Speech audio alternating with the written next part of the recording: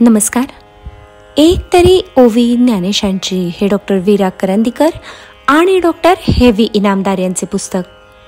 आकाशवाणीवर झालेल्या कार्यक्रमाच्या या पुस्तकावृत्तीचे आपण क्रमशः वाचन करीत आहोत. आजचा भाग, तया अहम वाचा चित्त आंग देऊनिया शरण रीग महोदधी का गांग रिगाले जैसे. ज्ञानेश्वरीतील अध्याय 18, ओवी क्रमांक 1319. भगवंत या गीतेमध्ये अर्जुनाला जो उपदेश करीत आहेत त्याची समाप्ती जवळ आलेली आहे. पराभक्तीचं स्वरूप भगवंतांनी सांगितलं आणि त्यानंतर गीतेच्या उपसंहाराचा प्रारंभ झाला. विश्वाच्या बुडाशी असलेल्या एकल्या एक आत्मतत्वाशी आपल्या जाणीवेचं एक अतूट असं नातं जोडलं जाणं, हा त्या पराभक्तीचा तात्विक पातळीवरून हाती लागणारा आशय.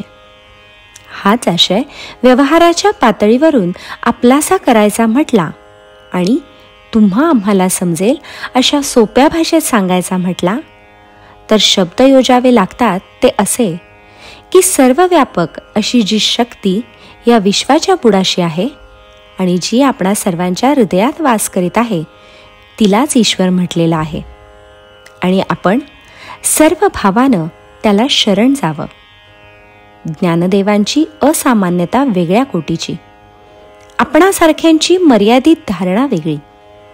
विश्वाच्या आदितत्वाशी अनुसंधान ठेवणं हे ज्ञानदेवांसारख्या अलौकिक विभूतीलाच साधणार. तुमच्या आमच्यासाठी सोपा असा काही मार्ग हवा.